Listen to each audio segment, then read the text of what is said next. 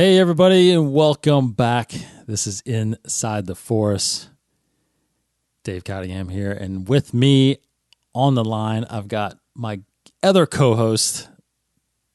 You know him as Cyber Ren, but on this show, he's just Martin Donison. Yeah, that is me. Hey, everybody. How are you, Martin? Doing good. We just finished talking Mandalorian, so this is fun. This is fun to get to be on the other end of things. You are now in control. Yeah, you know, I was actually it was weird because when I reached out to you earlier today and I asked you to do the show with me, I had to look back because I could have swore I was like, he's been on the show before, I think, right? Or it's just that we've done so many shows together now that I'm kind of mixing them together. So I think you're mixing them up. But I'm mixing them up. So listen, to everybody out there, I wanted to. This wasn't actually the plan this week, and thanks, Martin, for coming on here because I got to apologize to my listeners out there for Inside the Force that I had told everybody that we were going to have a commentary for The Last Jedi released. And unfortunately, Casey, myself, and Cody, we recorded our commentary, but about 40 minutes in, Casey's mic all of a sudden stops working, and I figured it out. It was actually a bad cable. Oh, man. So I lost his track, and which therefore just killed the whole thing. So unfortunately, we're not going to release this thing prior to The Rise of Skywalker come out. We're actually going to wait till after we watch the movie. We'll re-record the commentary for The Last Jedi within the next week or two. So in exchange of that, I brought on the great Martin Donison to help me do this episode prior to The Force Awakens The Rise of Skywalker coming out this week. So I thank you, Martin, for joining me on this. Yeah, no problem. I'll be a backup plan any day. You are more than a backup plan. So here's what we're going to do. It's not going to be a very long episode. I really just want to hit on a couple things because there's not really a lot of news out there. If anybody is following Star Wars right now, which here's the thing is that everybody that's following us, I've seen on Twitter because we've done it too. Everybody's kind of staying away from social media right now. Yeah. Everybody's kind of are you one of those people that are staying away? Yeah, I'm one of the guys that doesn't like being spoiled. I don't want to find out what's coming. I don't want all the surprises or the cameos or anything to be revealed. I like to live in the moment and be shocked when it's actually happening. And we're the same way. I think I'm a little bit more so than Casey. Casey is completely he's turned away from social media for the last few weeks. Yeah, I've watched some of the TV spots, and that's really what we've been getting these last few days. Is a ton of TV spots, new TV spots. Some are showing some footage more than others. Some people are getting worried about it. If you want to know just completely nothing about the movie, you should stay away from it all. Because I did see... go ahead. I was just going to say, I mean, that's the hard part. Of course, we want to see the initial trailers because that's where all the excitement is. You want to see the initial trailers. But like you're talking about the TV spots are repeating a lot of the same stuff, but they're showing little bits more and just little flashes here and there of something new. And that's where they're starting to give away too much. And we were joking off air a couple times. It's like watching, if you're a fan of the Arrowverse TV shows, that they're in the crisis right now. And all the lead up to that, they gave away way too much before the crisis event got here. And again, I had to pull away and stop watching some of that stuff because it's just too much. It starts to ruin what's coming for me. And I think you're very much the same that way. Yeah. In fact, I was so upset a couple of days ago. I just read a headline of one of the TV spots, which kind of explained kind of what was in it. And I didn't watch it, but I still read the headline. Yeah. And I told Casey, I was like, man, just stay away if you don't want to know anything. Because that kind of ruined it for me. But, I mean, it was something that I knew I was going to talk about in our predictions episode. But still, I saw something I didn't want to see. Yeah. See? And listen to your voice. You're disappointed. You feel let down. Yeah. So before we get into kind of the Rise of Skywalker talk a little bit, again, not really any news that got laid out there. But since we, as in Martin and I, I'm a co-host on his Mandalore podcast that's centered around the Mandalorian, which is out on Disney Plus right now. Just got done with chapter 6. We've got 2 episodes left of there. I wanted to bring Martin on here to really get his take on, it's for our listeners, where are we overall with the 6 chapters so far of The Mandalorian? In your mind right now, Martin, how has the series gone the way you've anticipated? Is it going, are you satisfied with it? If no one's seen a minute of this thing, what are you telling them about this show to get them to watch? Oh, that's a loaded question. Okay. My anticipation for the show was that it's the first ever live action Star Wars show. And you guys talk a lot about it on your show here with your excitement and expectations and everything that you loved about it. And to take it a little farther, I was so excited because it is our first live action Star Wars show. So it has met my levels of excitement and how I anticipated enjoying the show. I knew I was going to enjoy it, and I am enjoying it. So there's that. But for its expectations of what they're giving us, this is the fun part. They are surprising me with so many things that they're doing, the direction they're taking the characters in, the characters that are showing up on this show, whether it's new characters or secret reveal characters. I'm being surprised by that, and very enjoyably so. Now, I've heard a lot of people out there complaining that the show's not happening fast enough. They're not giving answers to all the questions fast enough. And we talk about a lot of this over on Mandalore, but we even talked about it off air, that there seems to be a lot of impatience with it. And I just can't agree with that. This is a TV show, and any good TV show that wants to last for a few seasons takes time to develop their stories, takes time to develop their characters, and they reveal little bits at a time here and there to keep you coming back. And that's what The Mandalorian is doing. It's revealing just enough to keep us curious, to keep us asking the questions, to leave us hanging at the end of an episode. Oh no, what is that? What's going to happen? Who is that? And we want to come back. And I think The Mandalorian is really laying down the groundwork like that in a beautiful way. They've developed a new soundtrack for us that is a hint of Star Wars, but it's all new. Mm-hmm. And we're getting new looks and new ideas, and at the same time, which we also talked about, it's also connecting all of Star Wars. So whether you're a fan of the books, of the cartoons, Clone Wars and Rebels, of the new trilogy, the old trilogy, or the prequel trilogy, there's something in this show that connects it to all of that, and we're having such a good time finding all those little moments that bring you back to what you loved about the movies or the books or whatever. So yeah, I'm enjoying it. I'm having a great time with it. I'm having a great time with you talking about it over on at the Mandalore podcast, and it's a good show. And if you haven't heard, this shouldn't be a spoiler. I mean, Baby Yoda. Yeah. If you haven't heard by now, you definitely are living under a rock. Baby Yoda alone is worth checking out The Mandalorian for. Whether you even care about the story or not, you cannot. Resistance is futile, to bring in a Star Trek phrase. He is so cute, you can't resist him. Yeah, and actually, that I didn't mention this. I completely forgot to mention this. I didn't put it in our feedback on our past show we just recorded.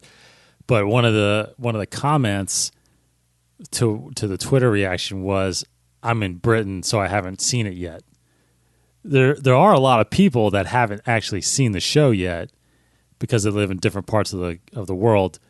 Right. But you're right. I think if they're seeing anything on social media, they've seen Baby Yoda. Yeah. You can't get away from it.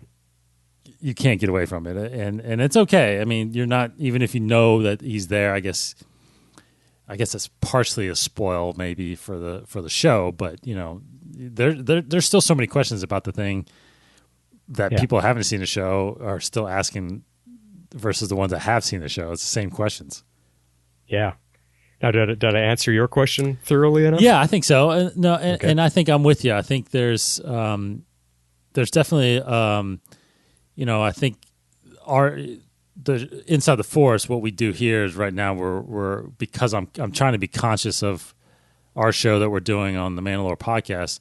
here we're just kind of doing an overall kind of sense of what the episode is and how we feel about it. But we're really breaking down that stuff on your show, and we're dedicating the hour or 2 hours that we're putting into that to really break down the characters, break down what it means to it all. And you're right. What I would say to some people that haven't seen it is that it is connected. It's the fans, the people making the show are big Star Wars fans, and they're throwing in everything from the episode where we went back to Tatooine, with the droids, and I mean, there's so much fan service that's still lending itself to the story. And you're right. I think the thing about it is what I keep noticing and keep telling myself is, even with the Clone Wars and with Star Wars Rebels and even with Resistance, the 3 shows that kind of were spearheaded by Dave Filoni, I got to admit, like, the first season of all 3 of those were kind of slow and were almost forgettable. But once you get through them and kind of the introduction of the characters, and then the story just moves forward from there, and it goes really fast and really good. And I totally feel like, not that the Mandalorian is slow, but we're doing a lot of introduction. And I think when we get into towards the end of these last 2 episodes, and then we get into season 2, I think we're going to see a major jump in the story, personally. I think so. And you just have to keep reminding everyone that this is a TV show. It's not a movie. You're not going to get all the slam, bam, crazy action and all the answer reveals within 2 hours. It's a TV show, and the best TV shows develop over time, especially if you want it to last multiple seasons, and I think society, TV viewers are too used to everything being fast, quick, and easy these days. And, there's a lot of impatience out there. And I think also, and we've talked about this, the advent of Netflix, the Netflix model, where they release a show and you can watch all 20 episodes in one day if you want. You can binge the entire show because they release the whole thing at once. Yeah. I think that has taken off, and people are so used to that model now that the Mandalorian seems slow in comparison, because you're only getting 1 episode a week and you can't find everything out you want to find out as fast as you can on binging a Netflix show. Very true. Now, what our listeners, I need to let them understand, is that you you currently do several TV show podcasts. Yeah. And a lot of shows, you watch a lot of shows, you're in that TV world. Is it easy to do? And tell me if it's not. With all the shows you're currently watching, like, does Mandalorian overall, does it fit into like your top 3 TV shows? Out of the ones that I'm podcasting about? No, just every show that you enjoy, because I know you do. You enjoy some other shows too. Just all the shows that you're watching in your lineup. Like, where does Mandalorian fall in the top on your list at all? Right now, yes. Let me think for a second. Because I know you watch Hawaii Five-0, which I'm a big Hawaii Five-0 fan too. Yeah, huge Hawaii Five-0, Blue Bloods. Magnum PI, the new one. Yeah. And of course the Arrowverse shows, Arrow, Flash, Legends of Tomorrow. I got Walking Dead I watched. One of my top shows right now is The Rookie with Nathan Fillion. Absolutely love The Rookie. Mandalorian, if I were to rank it, it is probably working its way up into my top 4. I'd say it's either 4 or 3 at now for just enjoyment. You know what? I'll put it at number 3. Okay. I have to figure out my order. It's just because it's Star Wars on TV. We're getting Star Wars every week. It's a slow developing show. I keep highlighting that. I love that, because I think with all the movies, how many times watching the movies, when we see something happen with one of our favorite characters, we wish we would find out more about that. We wish they would spend a half an hour in that scenario or that sequence or that planet that they're on, but they have to fly off and do something else because it's a movie. They got to fit everything in 2 hours. Mandalorian is allowing us to just grow slowly with something, and I'm so appreciative of that. So I love it. Yeah, you got to hand it to the Mandalorian. He is a really cool character, especially after this chapter 6. We really see some of his skill sets, and that really really jumped him up to being, whoa, that was one cool character. Yeah. He is awesome. And then you got to tip your hat to Baby Yoda. That was a stroke of genius. Everything about him I love. He's funny. He's cute. He's the story, the mystery behind him. It was a perfect shot, a perfect home run swing with Baby Yoda. Totally. Who isn't actually Yoda? Don't for fans that don't know, he actually isn't Yoda as a baby. He has no name yet, so we're only calling him Baby Yoda. So, yeah, well, there we go. At least we don't know yet. No, yeah, we don't know yet. Yeah, it's interesting. It's interesting because I just wanted to get a perspective of, overall television show, because it is, if you can't just rank it as a favorite Star Wars television show, because this is the only live action show we've ever gotten from it. So yeah, you can compare it to Clone Wars maybe, but it's in a different world. And I think right now, like just for me, because I'd have to think about it too. Right now, I would say this season of Arrow is my favorite on television right now. Favorite season of Arrow or favorite TV show? This season is my favorite TV show currently that I'm watching right now. Okay, yeah, it's phenomenal. The season has been phenomenal, and I would rank it ahead of Mandalorian right now. But Mandalorian's up there still too. But I think it could definitely change over the next couple episodes. So, yeah. So I mean, sorry, I gave you a bit of a convoluted, long-winded answer there because I had to think about it. I actually hadn't thought about where I rank it yet, but it's working its way up. It really is. It is, and being its first season, you do have a lot of questions for it, and because there's Arrow's been established, Hawaii Five-O's been established. These a lot of TV shows out there that's been established, but for the ratings that it's getting, for the viewership that it's getting, I mean, people are really,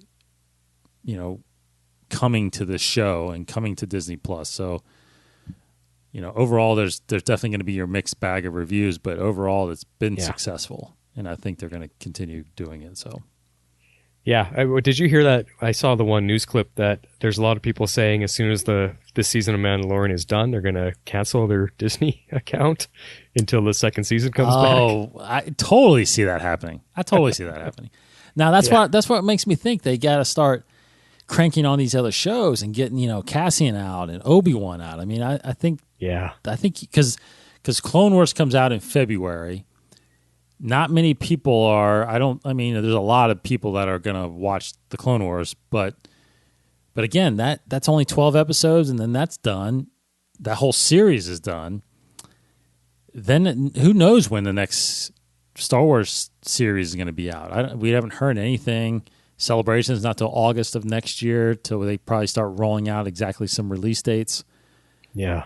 I mean, I don't know. I don't know what they're going to do. So I do see that happening, where the subscription drop. But that's with almost everything. I mean, I discontinue. I remember when I used to watch Entourage on HBO, I used to only get HBO when Entourage came on.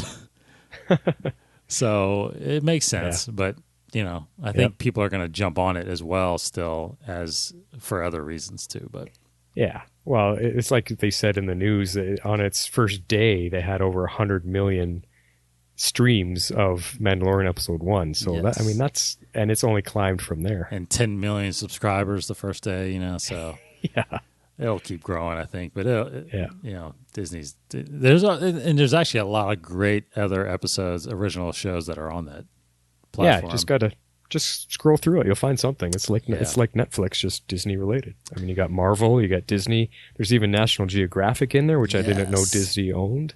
There's a lot. It's a lot. Pixar. So head over to any podcast platform. Again, I keep mentioning it at the end of our show. Go to find the Mandalore podcast, where you can check out Martin and myself talking about all things Mandalorian. Feedback, please send that in to the Mandalore podcast at gmail.com. We'll read up. Martin and I will read all that stuff on the show. Yep. Starting to get a lot more of those in. Starting to get a lot more Twitter responses. So it's growing, and we really, really appreciate everybody listening.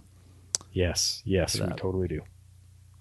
So, a community. Last thing I want to talk about with you as we approach the end of the Skywalker saga, episode 9. I mean, we've been, especially on this show, I mean, this has been a long time coming. We knew this was happening ever since Disney bought Lucasfilm back in 2014. I'm sorry, they bought them in 2012.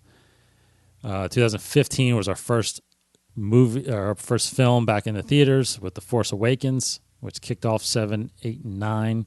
They were pretty quick on that, eh? Yeah, yeah. So here we go. The last of the Skywalker saga coming out here in just a matter of days. How excited, for one, are you? Let's start off with that question. How excited are you for this last film? I'm pretty darn excited.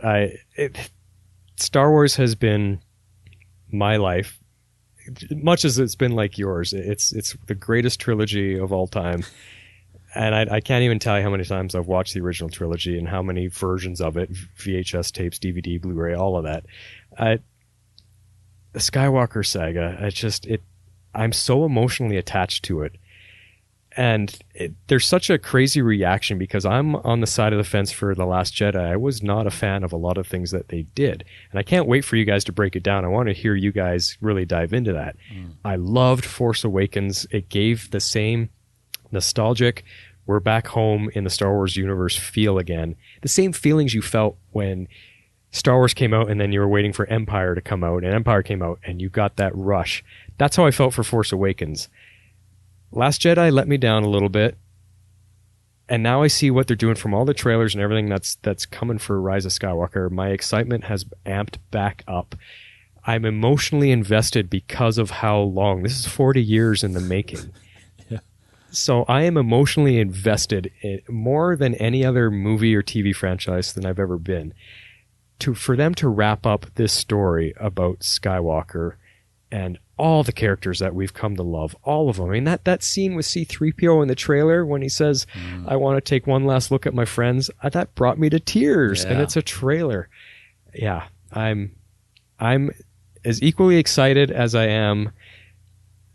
I don't know if scared is the right word, but worried about how much it's going to affect me to have it all come to an end and not knowing what's going to be after it, if you know what's going to come next for Star Wars movies. Oh, I'm definitely anticipating shedding some tears during that showing. Now, you posted, I know you just posted some pictures the other day too, which I got to let everybody know. You actually own the original VHS copies. Yep. Right? Yes, I just posted that on your Inside the Force page. Yeah, the original, like way back when VHS tapes first came out. Yes. Like Star Wars came out in 1977. I can't remember the year when VHS came out. I think those three that you have, for some reason I keep thinking, I think they originally got released like that shortly after Return of the Jedi. Like they didn't come out till like 83, 84. Yeah, it was close. It was around there sometime. I think it was right after that because you have the great artwork, you know, from the original posters. Mm-hmm. You know, they say CBX Fox up there in the corner. I mean, it's just, they're so nostalgic. I mean, I'm so jealous because I don't have those. And I won up on you about something Star Wars. No, you totally do. You know, I didn't actually buy. I mean, my dad had. See, I feel like partially I feel like because I don't really remember too much about what they look like, but I want to say we might have recorded like the movie off the television, and that's the V8 because you recorded everything back in the 80s, right? If you wanted to watch like you did. Like I wanted to watch like G.I. Joe again, I had to have copies of it on VHS. But for some reason, I feel like I had to watch it off of like a rerun, you know, and I don't think we owned any of the actual VHS until late 80s, early 90s. I remember having a copy. Anyway. Well, you know what? I actually just looked it up while you were talking. It says right here, JVC released the first VHS machines in Japan at the end of 1976 and in the United States, middle of 1977. So they probably didn't come into home popularity until probably 1980. Yeah. Would my guess. So to continue the answer to the question, like I remember getting Star Wars right away because Empire Strikes Back came out in 1980. It did. And that was the first one that I saw in the movie theater. I was when Star Wars came out, I was only 4 years old, so I wasn't able to see it. But I saw Empire in the theater, and I wasn't allowed to see it until I saw Star Wars first. So I think we might be a little bit off on our timeline. It had to have been available on VHS in order for me to see it at home before I got to go see Empire. So that would have put it around 79, 80, I would imagine, that it came out. So do you remember if you bought them, so you bought them individually or as a set? Individually, one at a time, those original ones, yeah. And I'm the type of collector for something that I really love. I take care of it. Those things are still in mint condition. That the boxes themselves, just around the edges and the corners, just from being banged around a lot and moving, is the only place you'll see damage. So if you want to see the pictures, go to the Inside the Force Facebook page. You'll see the pictures I posted. And like you said, David, the artwork on them, it's the original theatrical release artwork. It's absolutely beautiful. It's like oil paintings. And I'm very proud of that set. I've gotten rid of almost all my VHS tapes from back in the day. I had hundreds. I had over 500. I've kept the Star Wars ones, and I've kept some of the old sword and sorcery, like Conan the Barbarian and Beastmaster, those kind of ones, because a lot of that stuff didn't make it to DVD. So yeah. I'm keeping that Star Wars trilogy, yeah. For sure. So I don't know if this is right, but as far as what I just searched on the internet, it says that the very first home video release of any Star Wars film was in May of 82. Oh, okay. When 20th Century Fox released Star Wars Episode 4 A New Hope on VHS, Betamax, Laserdisc, and V2000 tape cassettes. Well, that nullifies what I just said about remembering seeing it at home before Empire. Well, you might have seen it at home. I'm sure it aired on television or, That may be it. Yeah, it definitely aired on television because I think that's when my dad watched it too. Yeah, you might be correct there because back in those days they did put movies on TV. Well, you remember the holiday special came out on television also before The Empire Strikes Back did.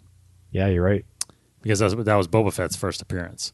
Yeah, and I remember that's when we saw Chewbacca's family, that he had family and stuff like that. So it definitely made it on TV before that. But the actual release was 82, which that's when you probably got it. And then Empire Strikes Back came out in 84.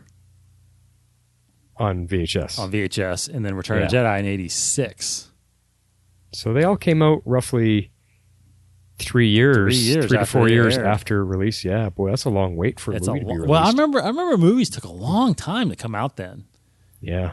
Back in the 80s and 90s. I remember seeing movies all the time and thinking, man, why aren't they... They were out on HBO before they ever hit the market. You can go rent it now. You were able to go rent the movies prior to them getting bought. But, anyway. Do you remember that, going to a video store to rent a VHS tape? Yes. Oh, I remember doing that in the late 90s. Yeah. I remember being in college and going and renting VHS tapes still.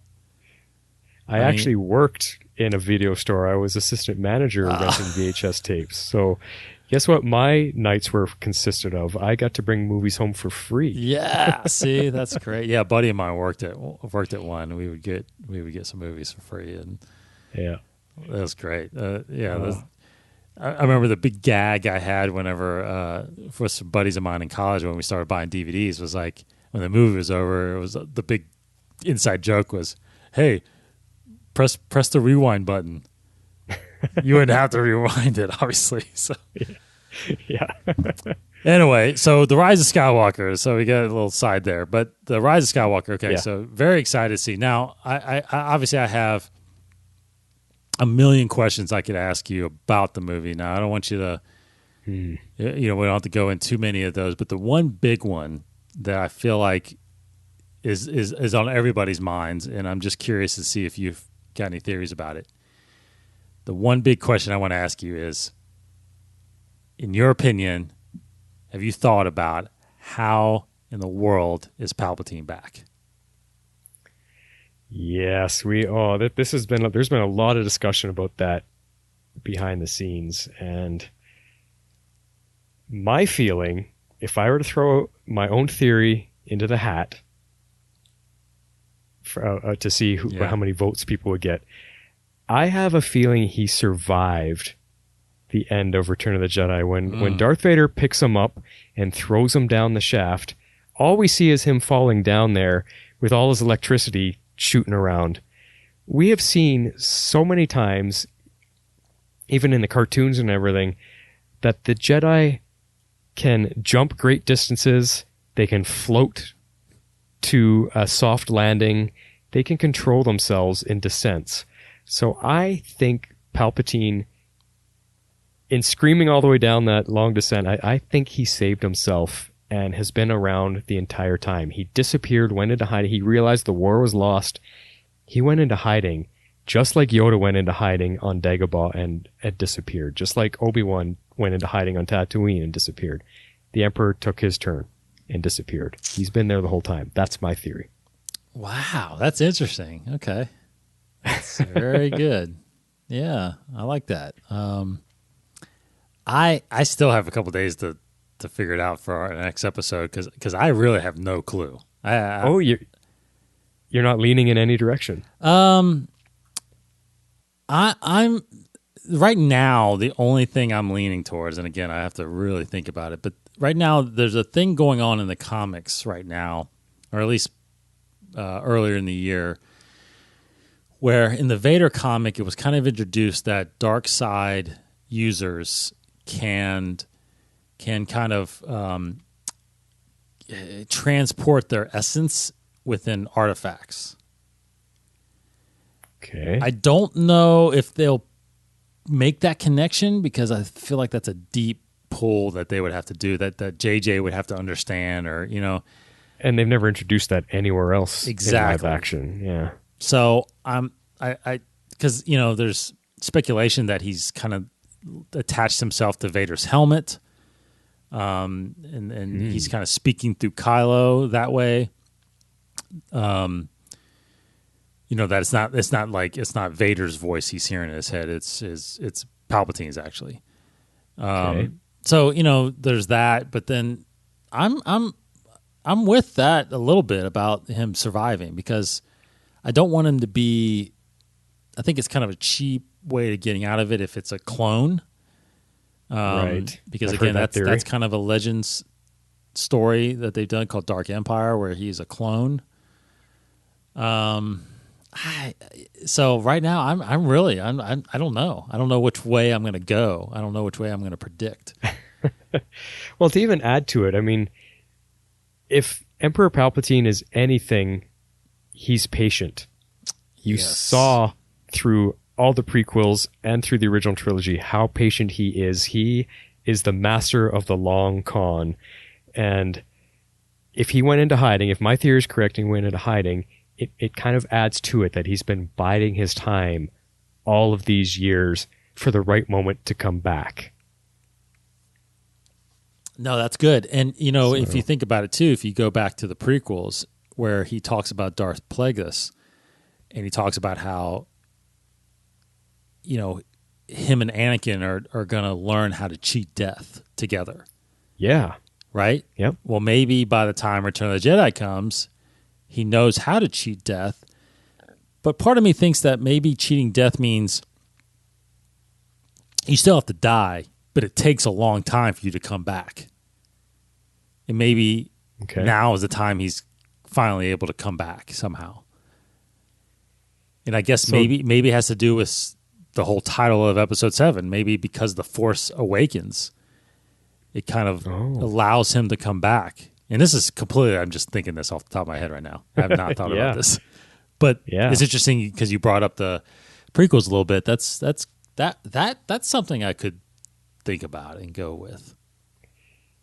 Yeah, because it's been mentioned in the prequels, there is that idea of them figuring out how to cheat or prevent death, or I guess be resurrected, because that's how he fools Anakin into saying, "Hey, we can bring people back. I will teach you. If you lose Padme, I will teach you how to bring her back. Let's learn that together." So that was, whether he was telling the truth to Anakin or not, Right. That he knows of people that have done that before. Maybe that's a dark force ability we have never just seen developed yet. Yeah, and that's a great way for JJ to tie in the entire saga. Is because you got to harpen back to. I keep saying this on the show. You got to harpen back to the prequels somehow, because if this is a conclusion of 9 films. Yeah. You've got to harpen back somehow. And I always keep saying that it's probably going to be something to do with the Chosen One, because that's the first episode of this whole saga is, the discovery of Anakin Skywalker. Yeah. But all in all, it's actually, you could argue that Palpatine is the whole, he's like he is the main villain of this whole series. And, somehow you got to tie in his, the Sith and what he's done in this whole saga. So I think you're going to get a little bit of both. I think you're going to get some references to both things, the Chosen One and him. And here's something that just popped in my head while you're talking to tie into your theory that about the Force Awakens. We were discussing on Mandalore about Yoda and Anakin, because the baby Yoda is supposedly born roughly around the same time as Anakin was, and we were discussing the whole idea of there always has to be balance in the Force. Good and bad, light and dark, there always has to be equal balance. So Yoda and Anakin, or baby Yoda and Anakin, are kind of the balance to each other. Well, if the Force Awakens is Rey awakening because she's suddenly super powerful, learning the Force real quickly, she's growing in strength much faster than anyone ever has, she's that powerful light side. Well, what's going to be her balance? The Emperor coming back, Palpatine being reawoken is the balance to her. See, I like that. Huh. I like that. Yeah, because Luke walks away, so he kind of closes himself off from the Force, or he'd be that powerful. Balance, maybe. That I like that. I can work with that. I think I can work with that. That's good.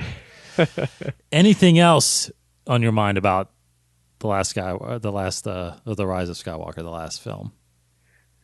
Well, how are they going to end it? Is Luke Skywalker going to have a presence in it? We hear his voice in all the trailers. Is he coming back as a Force ghost? Is he not actually a Force ghost? Will we see him alive again? I'm curious how they're going to wrap up Luke's story, because it all began with him. So I want to, like the movie verse of him, it all began with him. I'm curious, like we just introduced Rey and Poe and Finn. These are brand new characters, and yet there's talk about this being the end of all of it, and those characters will not continue as well. And yet, to me, it feels like they should. I would love to see a new trilogy continue with just them. I want to see their stories develop, because I love all 3 of those guys. Yeah. So I want to see what happens with them, and why is it their story might be coming to an end as well. Plus, the tugging at the heartstrings, what are they going to do with Princess Leia? That yeah.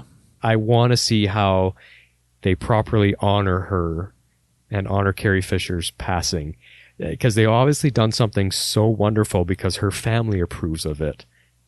What did they do? I want to see that too.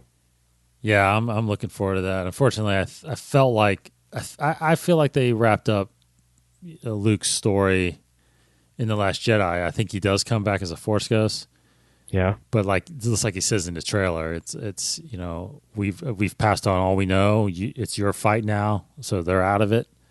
Yeah, and I think unfortunately Leia, because of that, because of Carrie Fisher dying, I think we only get a couple scenes with her, and I think the rest of the movie is going to be about these new characters and how they face Kylo Ren and Palpatine. Right. So it's unfortunate because I think Carrie would have had a much bigger role in this episode. I think that was the intent. That was the intent, but they're bringing in Lando Calrissian to kind of fill a bit of that original character void, right? So. Yeah, Lando, love it. There are rumors about Wedge coming in, but I don't think that happened. Yeah. So that's unfortunate too, because he is in the book that came out called Resistance Reborn that's out there. Right. He is in that. And there's rumors about Hayden Christensen bringing Anakin back somehow. Gosh, I hope that happens. I want it to happen, even so much just for the actor himself, because he got so much flack for his portrayal of Anakin. And I agree with some of it, but I take half of the blame off of him and put it on the poor writing that he got. Yes. For his role. And I think give the guy a chance to bring this character back and finish his story off with some respect and some, wonderful writing. I think he can get that. So I hope to see it too. Agreed. Okay, well, that's all I really wanted to discuss on this episode, just to get Martin's take on what he's expecting from The Rise of Skywalker, and then, of course, to get you guys to head over to the Mandalorian podcast and keep listening to what we're talking about with that show. We got 2 more episodes of The Mandalorian to talk about, Chapter 7, Chapter 8. Chapter 7 will be out this Wednesday, not Friday, Wednesday, December 18th. Yep. And then the season will come to a close on December 27th, a week from Friday. It's gone too fast, man. It has gone way too fast. And that's the thing about getting into shows like this. It makes the year go by so fast. Yeah, that's true. The days go by because you're looking forward to the next week. What's your plans this weekend? How many times? Do you only got 1 set of tickets right now for Rise? No, I got 2. I got a special fan event on opening night on Thursday, and then I've got IMAX tickets on Sunday night. Nice. Okay. Yeah. How about you? I'm one up on you. I've got Thursday night at 6, and then I've got Friday afternoon at like 1:15. And then I'm going to take my daughter, who turns 10 this Friday. She wants to see it on Saturday, so I'm going to see it with her on Saturday afternoon. Wow. Just the 2 of us. 3 times. 3. Nice. And if it's that good, I'm going to go see it on Sunday too, probably. So that's if tickets are still available. That thing sold out up here pretty quick. That's true. Yeah. That's true. Yeah. It was crazy. That opening night fan event, when I got online for it, there was 3 seats left in the entire theater. I had to pick the best of 3. I'm way up in the back left side of the theater. That was the only option I had. Oh man, but that's fan event's good. Yeah, that's We'll see what ours sold out so fast for that. So, all right, can't wait to talk to you about the Rise of Skywalker after this weekend. It's gonna be fun. Yeah, for sure. That'll be great.